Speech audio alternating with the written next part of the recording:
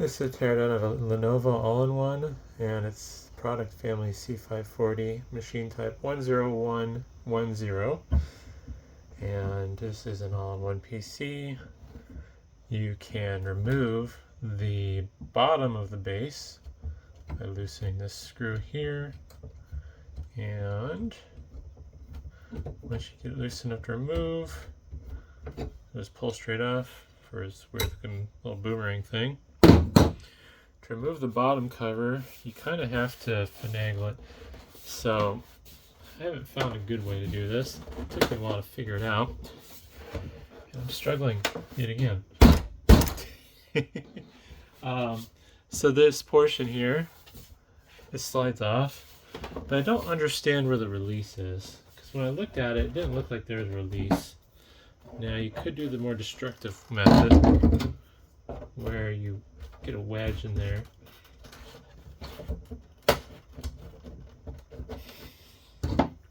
And use like a screwdriver to twist it open.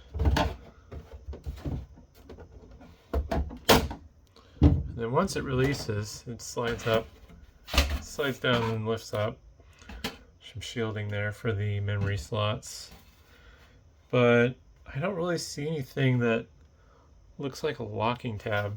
All these contact points are just kind of gripping.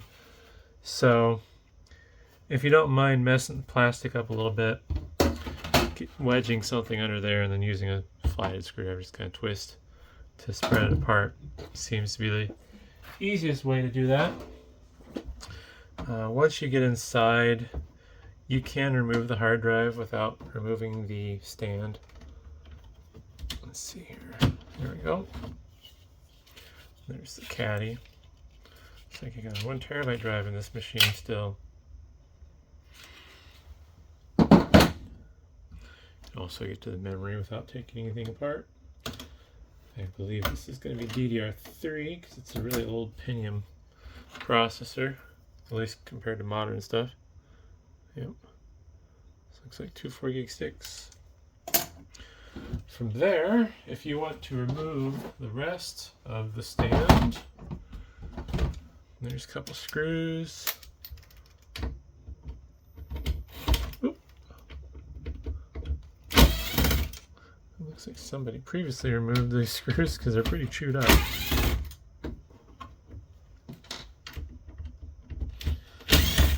Unfortunately, this does not support VESA mounting. So if you want to wall mount it, you can remove the stand and just figure out a creative way to mount it. Let's see here. See a couple screws there. I think those might be all that's needed to remove the back cover.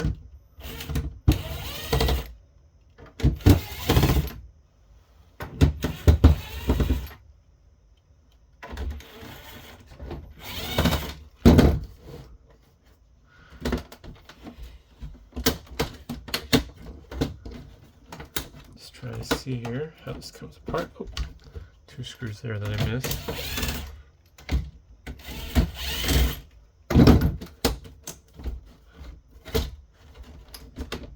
Now it's getting hung up on the ports on the side here because the headphone jacks are sticking out and protruding into the plastic. So I believe you want to start on this side and it'll fold up and over. Just trying to figure out how to release the clips. There's some clips along the top here. Where'd my plastic spudger go? Uh-oh. It's missing. Double screws out real quick.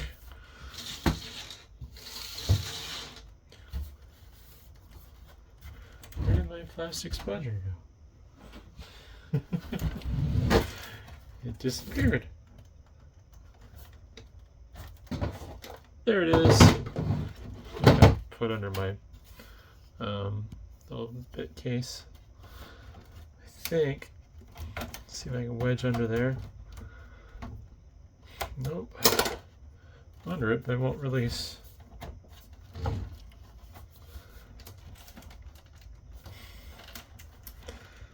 I do know that the seam here is where it comes apart.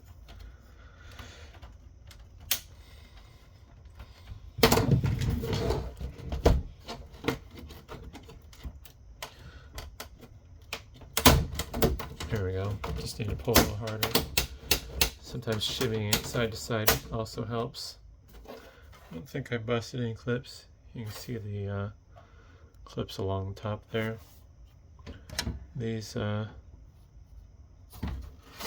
clip in along here on that silver trim. And from here, now we have access to the optical drive. Oh. I don't know how you interact with that mechanism. Aha. So there's a little lever here. Let's zoom back in. Oops. Oh, that's too much. There we go. A little lever here with the back covers on. You can use to eject the optical drive.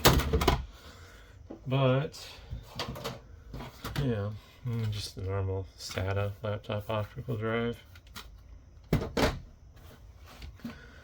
Ginormous CPU fan there, which is nice. And big heat pipes. I would guess this is probably like a 2nd or 3rd gen Intel series. This one, like I said, came with a Pentium, but I wouldn't be shocked if this supported like a 2nd gen i5. Oh, gotta switch bits. Pretty substantial heatsink. Definitely not a mobile processor.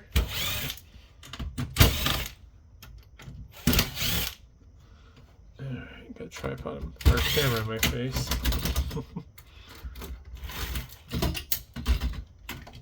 Nope, one more.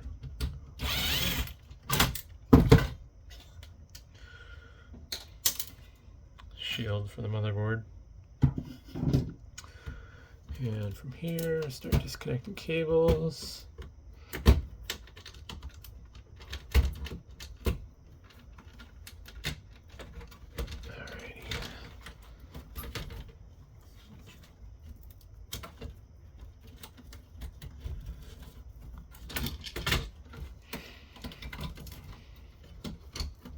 All the cables.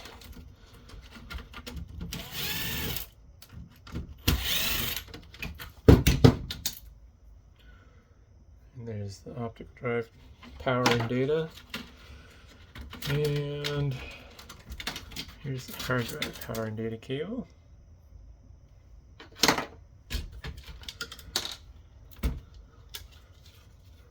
Ginormous fan. Impressive. Alrighty, here, let's get some more stuff out of the way for the motherboard.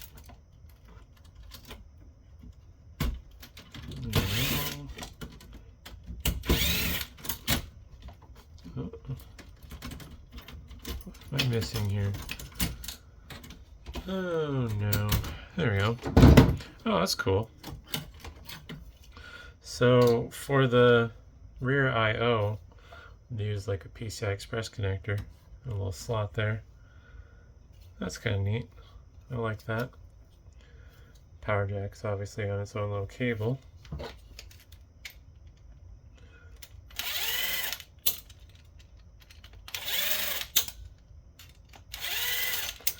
Power jack wouldn't be too terrible to replace.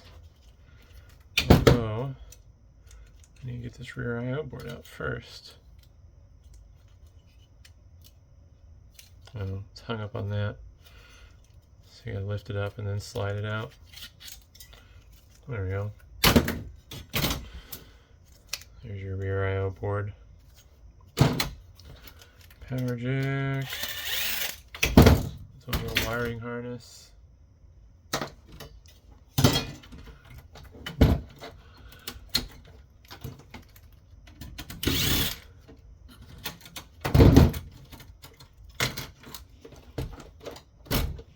Here's the LED backlight driver board.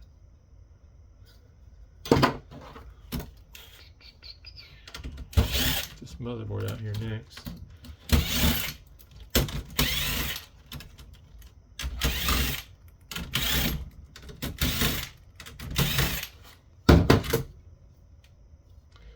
CPU heatsink, giant copper heat pipe, And I forget what this was. I don't know how to identify these Pentium processors by gen. There's probably a logical way to do it.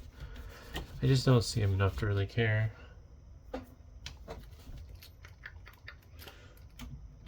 This motherboard does have support for a dedicated GPU.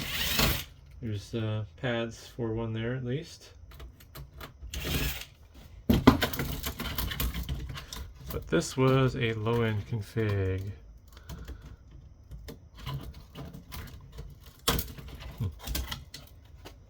Wow. That backplate for the CPU is massive.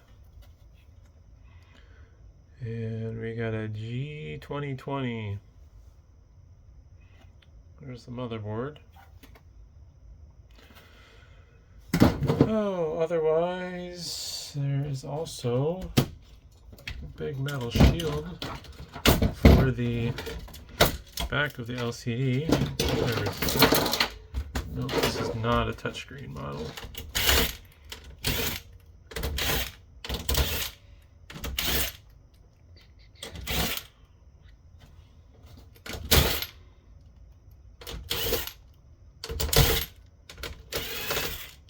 Get every screw out I can see here, even though I don't need to.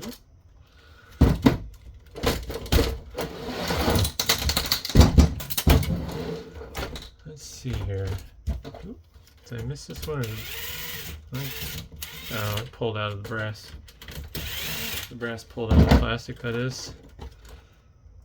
Looks like there are some plastic clips on the edges here. I'm gonna be lazy. Use a screwdriver to help me out. There we go.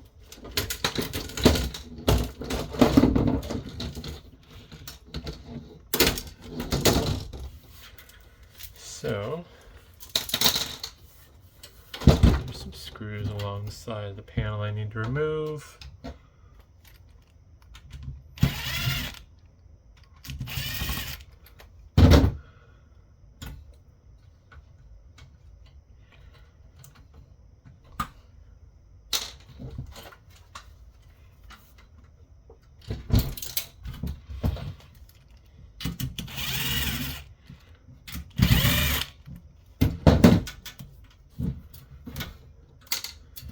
Alright, so I think the panel loose now.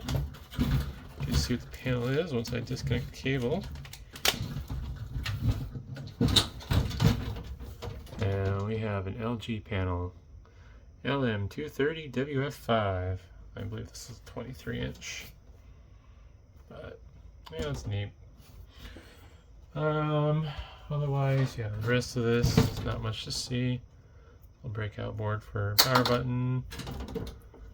Another breakout board for more buttons for media control, probably. Oh no, display controls. All right. Row of buttons for display controls there, I believe. Usual tape-on style antennas. Pretty standard. Just various, ouch, that is sharp, flat flex cables for I/O connections. So I think that's all there really is to see, because nothing left on this other than I guess the webcam. I just heard screws going everywhere. Oh well.